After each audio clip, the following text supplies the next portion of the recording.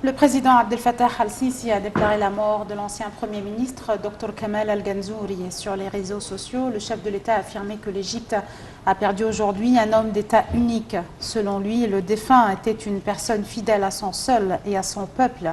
Il avait une main blanche dans les divers domaines de la vie politique et économique. Le président al-Sisi a ajouté que Dr al-Ganzouri avait sa réputation scientifique, ses capacités de leader distinguées, son dévouement, honnêteté et sa sincérité dans les étapes cruciales et décisives de l'histoire de l'Égypte. Le président al-Sisi a présenté ses sincères condoléances à sa famille, priant Dieu de leur donner patience.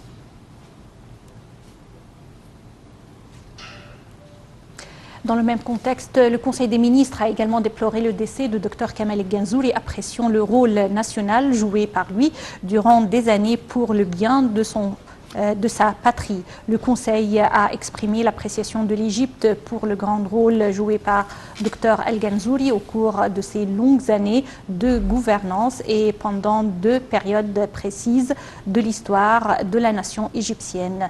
Le président du Conseil des députés, Hanafi Ghibeli, a pour sa part déploré la mort de Dr Kamal el-Ganzouri et en outre le grand imam de l'Azhar, Cheikh Ahmed al-Tayyib, a regretté la mort de l'ancien Premier ministre en assurant que l'Égypte avait perdu un homme patriotique qui n'a ménagé aucun effort pour servir son pays. Le Moufti d'Égypte, Dr Shawqi Alem, a aussi présenté ses sincères condoléances au peuple égyptien et à la famille du défunt. Et également, il l'a considéré comme l'un des symboles du patriotisme égyptien et également un de ses dirigeants.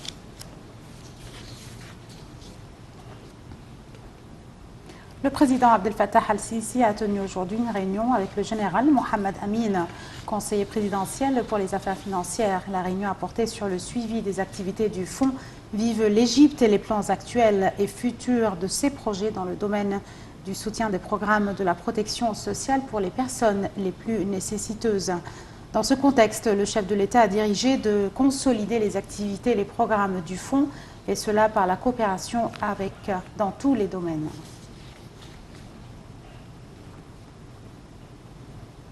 Le président Abdel Fattah el-Sisi a reçu aujourd'hui le ministre croate des Affaires étrangères et européennes, Dr Gordon Grilic Radman. Le porte-parole de la présidence, l'ambassadeur Bassam Radi, a déclaré que le chef de l'État a confirmé que les relations historiques relient l'Égypte et la Croatie, tout en aspirant à renforcer la coopération bilatérale dans divers domaines, en plus de multiplier les taux d'échange commercial et de développer la coopération économique à la lumière des relations politiques fructueuses entre les deux pays.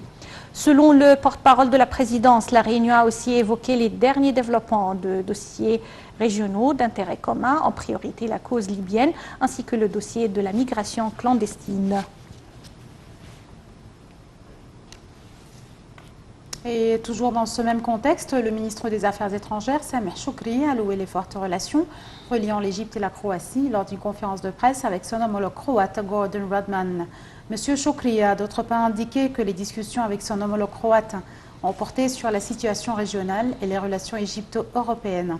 Sameh Choukri a en outre affirmé que le sommet tripartite prévu entre l'Égypte, la Jordanie et l'Irak fixera les priorités des 3 pays au cours de la prochaine période. Et pour sa part, le ministre croate a fait l'éloge de réalisation de l'Égypte au canal de Suez et à la nouvelle capitale administrative. Il a d'autre part affirmé que la Croatie et l'Égypte sont liées par des relations distinguées en raison de leur nature méditerranéenne. Le chef de la diplomatie croate a ajouté que son pays aspire à promouvoir la coopération bilatérale, notamment dans le domaine de la fabrication pharmaceutique, la construction navale et le tourisme. Avant la conférence de presse, Sameh Choukri avait tenu une réunion avec son homologue croate et la rencontre a porté sur les relations bilatérales et les dossiers d'intérêt commun. Les 2 ministres avaient inauguré aujourd'hui le Forum des affaires égypto-croates. Le Premier ministre, Dr Moustapha Madbouli, a présidé aujourd'hui la réunion hebdomadaire du gouvernement pour discuter d'un certain nombre de questions et de dossiers importants. Lors de la réunion, le Premier ministre a évoqué la nouvelle initiative lancée par le président Assisi, celle du nouveau projet national de développement agricole intégré sous le titre de Nouveau Delta, dont le but de récupérer et de cultiver plus d'1 million de fédans. Ce projet vise principalement à assurer la sécurité alimentaire et à répondre aux exigences de l'augmentation continue de la population de produits alimentaires et à réduire la dépendance à l'égard des importations de produits stratégiques. Concernant le dossier du coronavirus, Dr Madbouli a enjoint de réaliser l'équilibre entre la préservation et la sécurité de la santé des citoyens et la poursuite de l'économie et son performance.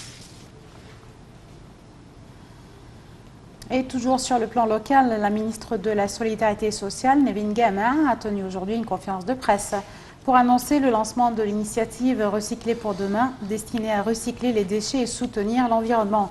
Madame Gamin a affiché le souci du gouvernement et toutes ses institutions à mettre en œuvre une approche globale pour la gestion des déchets afin d'aboutir au niveau zéro déchet. La ministre a ajouté que le système va de pair avec la nouvelle loi des déchets solides et que la coordination avec le ministère de l'Environnement est actuellement en cours pour la mise en place du règlement de la loi.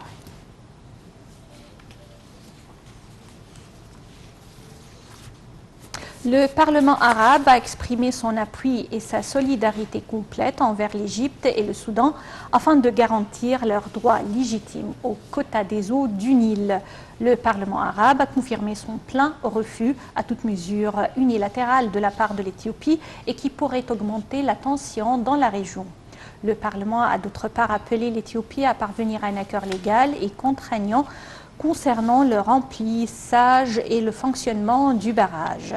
D'autre part, le sultanat d'Oman, le Koweït et le Bahreïn ont exprimé leur solidarité et leur soutien avec l'Égypte dans ses efforts déployés afin de régler les différends sur le barrage de la Renaissance par le dialogue et les négociations de manière à garantir la stabilité dans la région et préserver les intérêts de toutes les parties.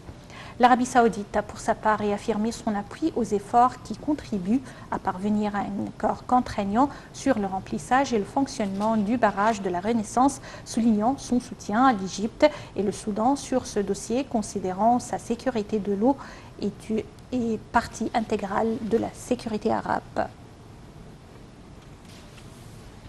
Les forces aériennes égyptiennes et soudanaises ont exécuté aujourd'hui un nombre d'intensives activités de combat au Soudan. Dans la base aérienne de Marawi, des éléments des forces aériennes et de commando de ces deux pays frères ont pris part à l'exercice conjoint Les Aigles du Nil 2. Le chef d'état-major d'armée soudanaise, Mohamed Othman Hussein, a écouté au résumé de l'exposition et des phases de cet exercice et a observé les opérations des sorties aériennes et les travaux d'entraînement en air. Il a également rendu hommage à l'harmonisation claire dans la performance des forces participantes de deux côtés.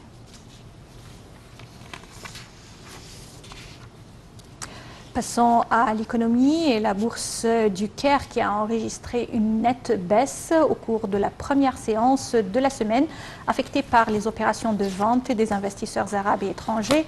L'indice principal EGX 30 a reculé de 1,6% au niveau de 10 568 points. Les indices secondaires EGX 70 EWI a baissé au niveau 0,94%, alors que l'indice EGX 100 a cédé de 1,02% pour clôturer au niveau de 2910 points.